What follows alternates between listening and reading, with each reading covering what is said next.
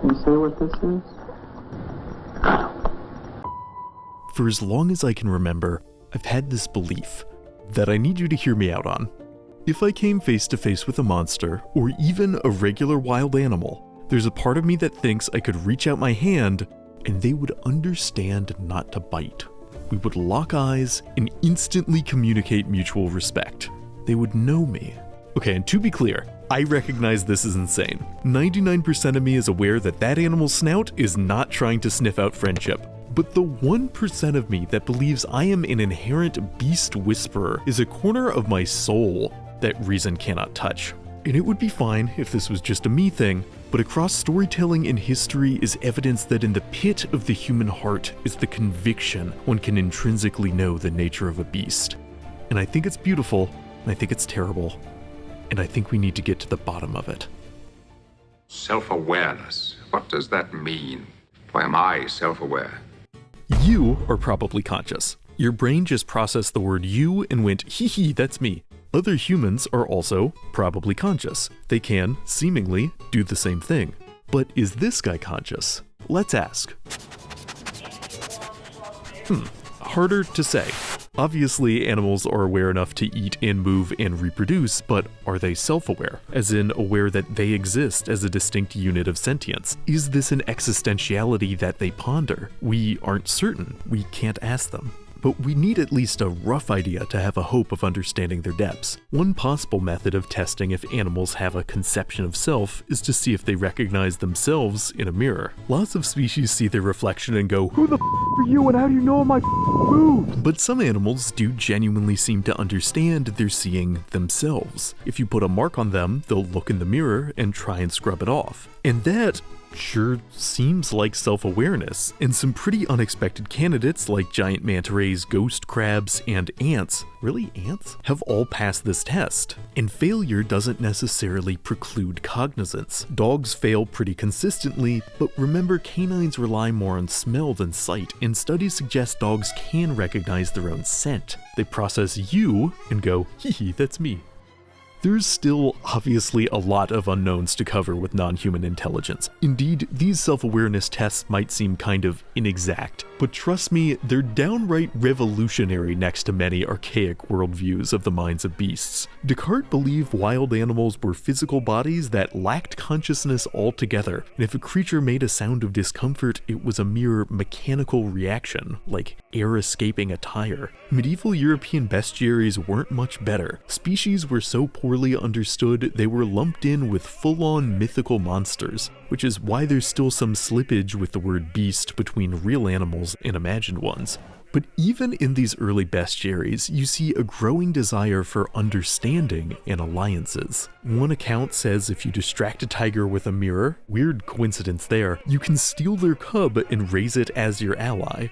Anyone who actually tried this presumably got eaten, but such tales reflect a larger human instinct that with the right tricks or training, you can control the mind of a beast, ally with the monstrous, an idea that's never really gone away.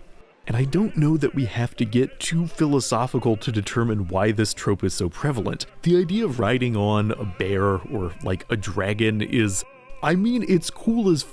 Across storytelling, characters have been allying themselves with wild animals and fantastical beasts for quite some time, because as an abstract concept, it totally rules. Hollywood has been selling this idea for over a century. There's an argument to be made the highest grossing films of all time rest in no small part upon this fantasy. And as a fantasy, it's great, but the reality of trying to control a beast is quite different. Over 72 people were mauled by animals during the production of the film Roar. It's kind of amazing it was only 72.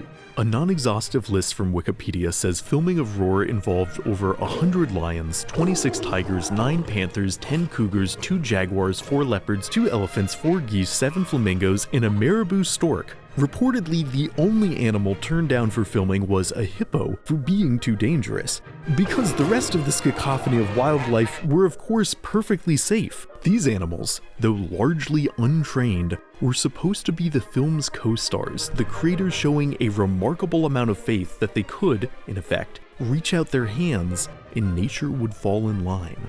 Deranged as this might sound, Roar is far from the only production that operated under such assumptions. Since the days of old Hollywood, people have been sold on and have been selling the idea that an animal's mind is predictable and easily controlled. Bedtime for Bonzo implies Bonzo can be told it's bedtime. This is hubris. The misplaced confidence that animal instincts can be scheduled around script changes or a director yelling cut is the grim connective tissue of Jordan Peele's deeply meta horror film Nope. In the film, after a large, possibly extraterrestrial predator is spotted flying in the outskirts of LA County, multiple characters who have experience working with animals in the film industry believe they can understand the creature's behavior well enough to film it or even tame it and make a profit. Every animal got rules. You don't turn your back on a bear. You don't wear red around a bull. It's like that. Nope is a film fascinated with the age-old Hollywood assumption that a force of nature can be trotted out, exploited, and then put back in its pen without ever becoming unpredictable. Throughout the film, multiple characters assert that though the predator may be dangerous, they understand how it thinks. They have a special bond with it. They know how to speak its language. Yet the voice of nature has never been easy to translate. The most advanced animal language we've ever decoded might genuinely be that of prairie dogs. Analysis of their calls suggests they not only have different words for domestic dogs and coyotes and humans, but even more unique terms to describe what color shirt an approaching human might be wearing. This system of nouns and adjectives is more advanced than any language of primates or dolphins or elephants that we've ever been able to crack, but as the head of the prairie dog experiment, Kon Slobodchikov himself noted, that doesn't mean those animals' languages are actually less advanced, we just can't decode them. It's an appealing fantasy that the smartest animals would communicate the way we do. Indeed, when animal languages don't match our own, it's often taken as proof of their unintelligence. In the wild, chimps might use upwards of 400 word-like vocal sequences, and through synactical combinations, it's possible their vocabulary is far greater, but since the structure is difficult to translate, more effort has been put into trying to teach chimps our language, and their shortcomings with human speech are how we tend to measure their intellect. By the age of 6, Vicky's spoken vocabulary consisted of 7 words. It is certainly true that chimps and gorillas have struggled more with learning sign language than some sensationalized accounts suggest. However, I think correlating an animal's ability to commune in human language and their relative intelligence is prone to bias. How are you feeling about your audition?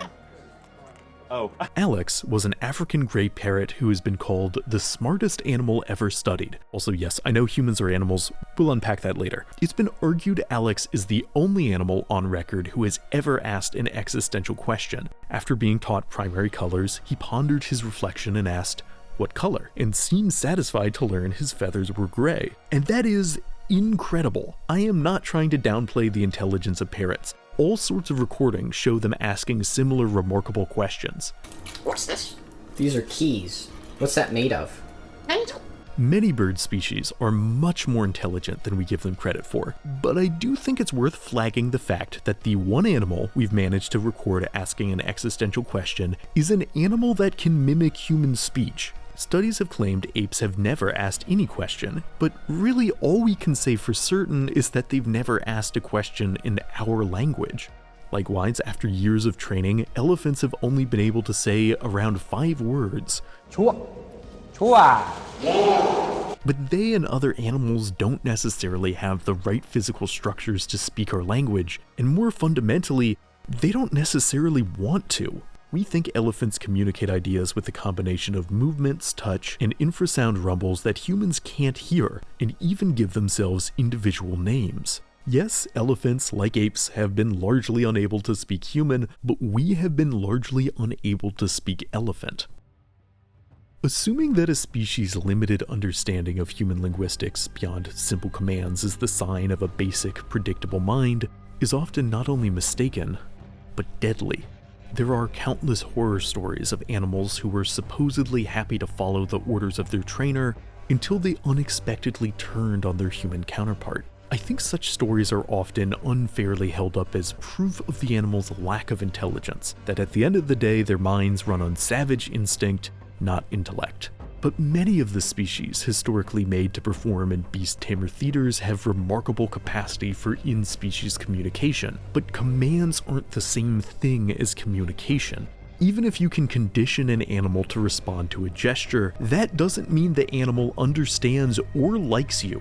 If you got grabbed by like a group of intelligent octopuses and they taught you to do tricks for their amusement in a tiny enclosure with no enrichment, would you consider them friends? Would they understand you? And if one swam close enough, how polite would you be?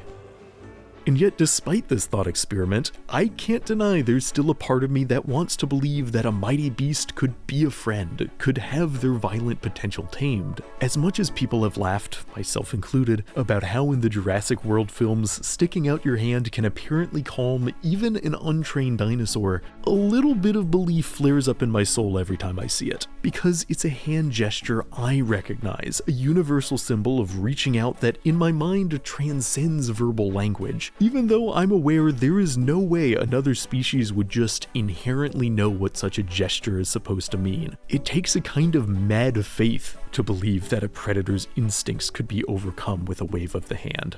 But sometimes, mad faith is all you have left. The first time I ever saw a trailer for the film Life of Pi, in which a boy is stranded at sea with a tiger, a man sitting next to middle school me said something I've genuinely never forgotten. "That is the stupidest shit I've ever seen. Why doesn't he just kill the tiger?" So first off, I'm still not sure how this dude thought a starving, unarmed boy could kill one of the deadliest predators on four legs. And second off, though I'd at that point not read the novel by Jan Martel, I was already vaguely aware the tiger is obviously kind of a metaphor. That second point is actually worth unpacking a little further, because regardless of how literally you choose to interpret its central feline, Life of Pi genuinely does have a fair bit to say about non-metaphorical human-animal relationships. Animals do not think like we do, is not your friend. In both the film and the novel, Pi's father is a zookeeper who takes a cautious and rationalist approach when it comes to connecting with animals, but Pi, a thrice-converted, deeply religious individual, cannot help but hold a loftier view of the zoo's denizens. That is not to say that after unthinkable tragedy strands him in close quarters with a tiger, he's entirely naive about the dangers the animal poses, but as the days turn into months, it is impossible for such a boy not to attach emotional and spiritual significance to their relationship. Part of what makes Life of Pi such an effective narrative is its ambiguity. It is not clear if the tiger has any reciprocal connection to Pi, its thoughts remaining truly opaque. When you look into his eyes, you are seeing your own emotions reflected back at you. Nothing else. Pi does, for the sake of survival, have to train the tiger, but again, is that communication? Does he ever truly manage to speak to it?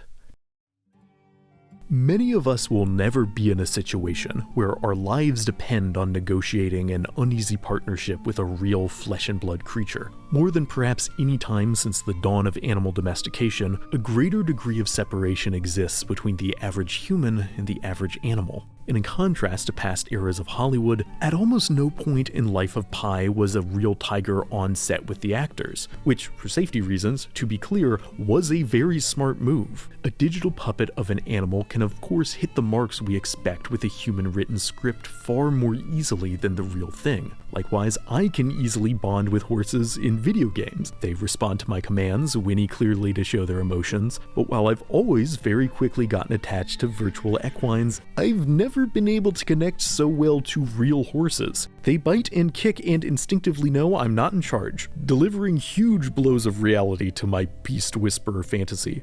It's easy to love a creature coded to be on its best behavior. It's harder when they're actually autonomous. The paradox of the griffin Trico from the game The Last Guardian is that someone programmed that animal to be an asshole.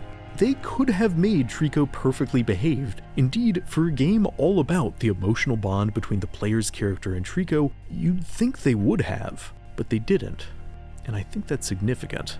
The game follows the story of a young boy and griffin both trying to escape a perilous valley, and like Life of Pi, the relation between human and predator is extremely tenuous. Trico will not listen to your commands with consistency and will violently lash out at unexpected times, and yet you don't have much choice but to work together. The only way out is through this partnership, and if you keep pushing through the frustration and fear, you'll form a truly meaningful... Well, I can't definitively say what you form. On my end, I felt more connected to this animal than any other digital creature, its realistic unpredictability making the ultimate partnership all the more meaningful, but I know some players still didn't trust Trico, all the way up until the credits rolled. And should you? Again, like Pi and his tiger, it's not entirely clear in narrative how much the creature actually cares for the boy. By the end, it certainly seems like Trico feels the bond too, like there's been a genuine connection, but that might also be the boy's own reflected emotions, if not the player's. I wanted to believe that I understood this beast that I went through so much simulated hardship with. That doesn't mean I ever truly did. Where is the line of separation between a transactional human-animal relationship and a sincere emotional connection? Does Yoshi from Super Mario care about his writer? Does his writer care about him? Hear me out on this. Yoshi is ostensibly among the most famous video game creature allies of all time, and yet his in-universe status as a creature is fundamentally ambiguous. In some games, Yoshi can talk. He also presumably has a driver's license, and can even ride a horse, which feels deeply wrong in ways I can't fully justify. But in other games, Yoshi appears mindlessly obedient, staying silent even if you abandon him to die to save yourself. Is this a willing sacrifice on Yoshi's part? Or is it a heinous crime? To be clear, I'm not trying to push some conspiracy that famous video game mascot Mario is secretly evil, but thinking abstractly, is the slaying of a Yoshi like capital murder? Because in a survival situation, most courts would be lenient if you had to sacrifice a horse. They would be less lenient if you sacrificed a person. But is Yoshi a person? Or does his occasional inability to object to being slaughtered like a beast make him a beast? Whether or not an animal is considered worthy of protection often comes down to their ability to communicate. Clever Hans was a horse that achieved recognition for being able to understand when his owner asked him math equations and could seemingly even solve them. But Hans's comfortable life of fortune came to an end once it was discovered he was actually reading the micro-expressions of the people asking the questions, noticing subtle changes in their demeanor upon reaching the right answer. But that's still awareness, still intelligence, just not a kind people found valuable. Later, Hans was likely slaughtered and eaten due to the meat shortage of World War I. Not being perceived as communicative often means not being perceived as needing rights. A reoccurring argument I've seen when it comes to the relative value of animals is that while some species might be capable of limited symbolic communication, genuine language is something unique to humans, and it is what truly elevates us. And all cards on the table, I simply do not buy this. For one, recent statistical studies suggest whale communications have a grammatical structure very close to complex human sentences, that these are social creatures with a capacity for capital L language, but more fundamentally, okay, say that it's true. Say that despite all evidence to the contrary, no animal communicates quite like we do. Can we confidently assert that this makes them less consequential, renders the connections they form less meaningful? An orca mother once carried her dead calf for 17 days and 1,000 miles, refusing to let the body disappear below the waves. And do we need proof of communication to know that is grief and that is love? Not all species think like we want them to. Not all species want to be our friends like we want them to. But does that make them less important? I've always appreciated media that acknowledges that yes, nature can be uncommunicative and violent and unfamiliar, and yet is still of profound significance. Few works of art in recent memory capture this truth better than Genndy Tartakovsky's Primal. Though on paper its story about a caveman and a dinosaur learning to trust each other might seem like something from a B-movie or like The Flintstones, In Motion, Primal is a uniquely raw and poignant treatise on the relationship between the human and non-human. Spear and Fang, the caveman and dinosaur, are not meant for a peaceful coexistence. They are both quick to anger and distrustful and poor communicators, and yet bonded by shared grief. They attempt to navigate the world together, a world where violence is the only path of survival and alliances rarely endure. But Spear and Fang's relationship does endure, strengthening through every selfless act performed on the other's behalf. Though they think differently, though they may never truly know the other, there is trust there, even though their alliance unarguably carries inherent risk. And while Primal is obviously not historically accurate, isn't this kind of a true story? Humanity's story? For all I've said about the dangers of trusting a predator, humans did manage to pair bond with wolves, an alliance that by nature's standards is an all-time success. Someone successfully reached out long ago to a predator, believing they could know the heart of a beast, and they might have been right. I mean, sure, you can claim that humans and dogs still don't truly speak the same language, but I don't know, I think we kind of do. Humans are animals, and there's evidence we're not the only animals that have this strange instinct to seek out alliances, even though it can be risky. Species have been observed bonding with species they have no established symbiotic link to, and that kind of makes me wonder if, like language, the desire to commune with something unfamiliar goes beyond humans. Maybe the street goes both ways. Maybe whales debate if we're capable of meaningful communication or self-awareness. I hope they think we are, and I hope that they're right.